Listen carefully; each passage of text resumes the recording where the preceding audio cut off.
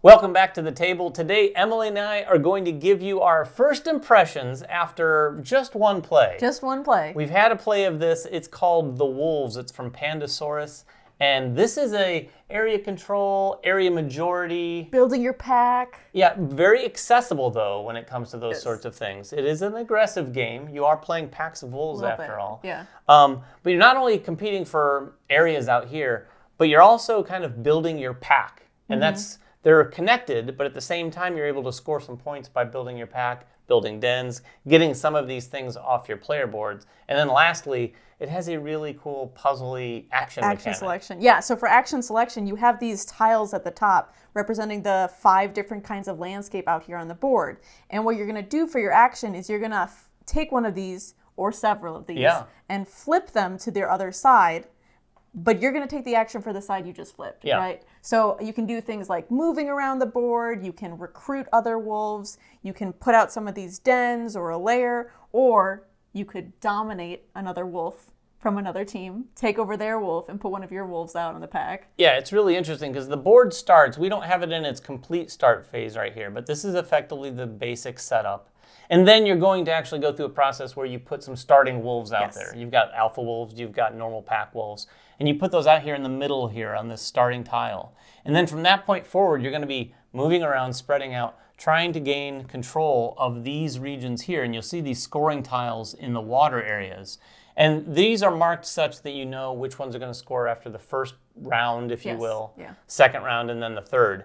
Now those rounds, this is an interesting part of the game. As you play the game, pieces are going to be taken off the board. They could be some of these tokens that are already out here. They could be other players' wolves when you dominate them. Those pieces are going to go over here on the moonlight board, and they're going to accumulate. And as soon as they hit certain points, these different moon phases, you're going to sort of check those regions that are going to score. So at the beginning of the game, the sliver of the moon, the crescent moon, quarter moon. Crescent moon is what you score, then you do the half, and then you do the full, and the points will escalate. But like I said, it's not just about scoring those points, because when we played... Most of your points did not come from not necessarily. There at all. They came from the board. Now, I was getting a lot of stuff off my player board, so that does play a role in having some presence out on the map. But I was really focused on the points on my board alone, while Emily and Ryan were kind of in the same direction on the map at first, at least. We were kind of fighting over who's going to be first, who's going to be second, who's going to get those big points. And that plays out a lot like a lot of area control games, right? Yes, if you've ever played one, you know, there's people who are fighting, and then someone could just maybe go off over here and do their own thing until someone says, hey, is someone going to do something about David? And then inevitably they do. But one of the big points we want to make about this game is this is a very accessible game of that style, I think. And not only mechanically, because even though there's a puzzle here with these tiles, I think it's very accessible because it's very tactile.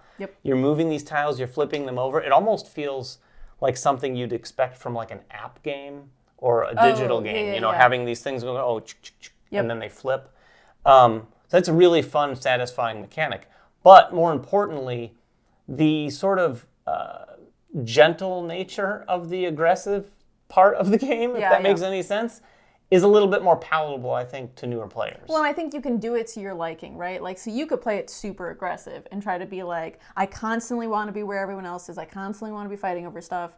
Or you can say, like, they have other things going on, right? Like, there are these little hunting prey animals that you can do, which is not going to interfere with anybody else. It's kind of a thing you're doing on your own.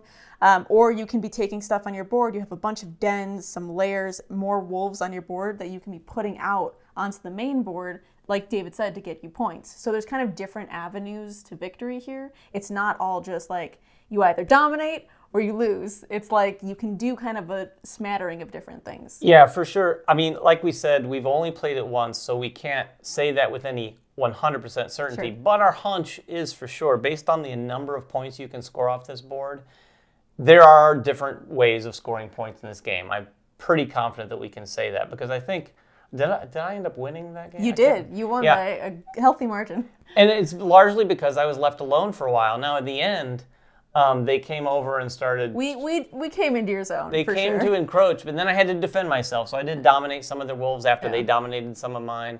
But I built up some lairs Now, part of the process of what you do in this game is you're putting out these dens like we talked about.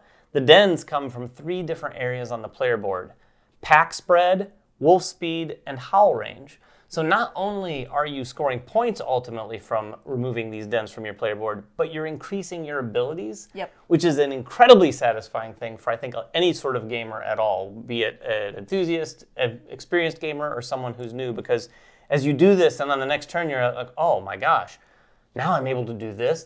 You have that character progression that I think so many people like. It builds over time. And they also give you the little bonuses too, right? So it gives you like a wild resource that you can use instead of on your tiles. It gives you a thing that'll let you take an extra turn after your turn, or an extra action.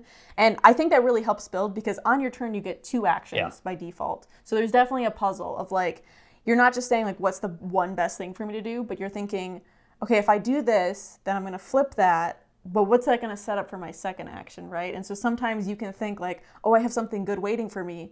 But actually, if I move this first, then I'll have 3 of one color and I could do it even better. It's a lot of puzzle that's going into this, which I really enjoyed, because like it's so accessible what you're doing, but it's really all up here with how can I make the most out of it. Yeah, the puzzle's really cool. Like Emily just said, you might have 3 of something. And we didn't clearly state this earlier, but some of the different things you do in the game, some just take 1 tile, like moving is 1 tile. I think everything else is either 2 or 3 tiles of the same. So with those 2 actions, it's very satisfying to feel like, well, here's the big thing I want to do. But I only have 2 deserts and I need a third. I could use a wild to get my third and do that as my first action, but then have I thought about my second action? Better yet, and more satisfying, is think about that second action first. Take it as your first action, flipping over maybe that other tile, because every player has 1 tile that's sort of dedicated to their wolf. Like I'm the desert wolf. I'm the mountain wolf. So I have a tile that has desert on both sides. It allows me to have 3 of those very easily. And that's what's going to let you dominate. And dominating is effectively taking these wolves off the board and making them your own, and taking other players' wolves off the board, which is huge because you're getting that spot yourself. Yes. Removing a wolf from your board, scoring points, and taking a wolf of theirs off of the board, thereby decreasing their presence on the board. So there's some big moves to make in this game. For sure. And David, I know you don't usually like aggressive games like this. Like you and I aren't really big area control area majority games, but you liked it, right? I did. I really enjoyed it. Like I said, I think when a game presents itself in a way that I feel like I can get it to the table with a lot of people or a wide variety of people, that always notches it up in my book. And that's what this does, because I think we said this right after we played. It's definitely more of a game than, say, a Ticket to Ride. Sure. I wouldn't say that it's a gateway game, but it's a little north of a gateway game in terms of being accessible. And if you're looking for a game to get to the table with sort of newer gamers that maybe want a little bit more of an aggressive experience than, say, a Ticket to Ride. Throw a few punches. Yeah. I think this is a really good example. Plus, it's very pretty, and I love the theme, too. I love the theme. It's not some... You got some little wolf meeples. Oh, yeah. Yeah. In fact, I have to point this out. Emily, at first, you put an alpha wolf and a pack wolf in one spot. She had the little pack wolf riding the alpha wolf's back. I mean, you might think this is silly, but it was good fun at the table for sure. Dexterity game right there. So like we said, you do this over and over until you've filled up the Moonlight board and scored those 3 regions. And then effectively, the end of game scoring is all the points that you've uncovered on your board. Which comes from a variety of ways. You move your layers, you're going to get points. Get your wolves off, you're going to get points. All those different things, pack speed, those abilities give you points. Everything's going to give you points. And some of them can give you big ones. There's some that will lure you in. There's that hunting the prey where you go around and get all 5 of those different animal types. You get 25 points. I can't remember what our scores were, but 25 points would be considerable. A pretty significant percentage of the points that we were scoring. Because I want to say we were in the 50s, 60s, right? Yeah. So yeah, a lot of points to be scored. That is the Wolves from Pandasaurus Games. Do you have anything else to add? No, I think it's a really fun, accessible game. When you brought it to the table, I was like, "Ooh, this looks pretty. I'm excited for this one." And then you said area of control, and I was like, I don't know. Yeah, she's not a fan. She's less of a fan of that than I am. But I really enjoyed it, and the little bit of dominating that I did, I felt like wasn't too mean, but it was enjoyable for me, and it felt like a good game in the end. And most importantly, maybe not most importantly, it was super fast. Yes. You can play this game really quick. Before we knew it, we'd filled up this Moonlight board, and we were like, man, this is It's almost over. fast. Yeah, In fact, between that second scoring oh, it's so time quick. and the It ramps third, so much. it happened so quickly because at that point we were dominating so much. So many tokens were coming off the board and onto this Moonlight that it just went boom, boom, boom. And the game was over before you knew it.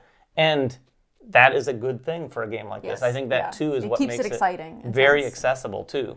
So anyways, if you have any questions at all about the Wolves, make them in the comments below, and we'll try to answer what we can. Until next time, make sure everyone has fun at the table, and we'll see you then.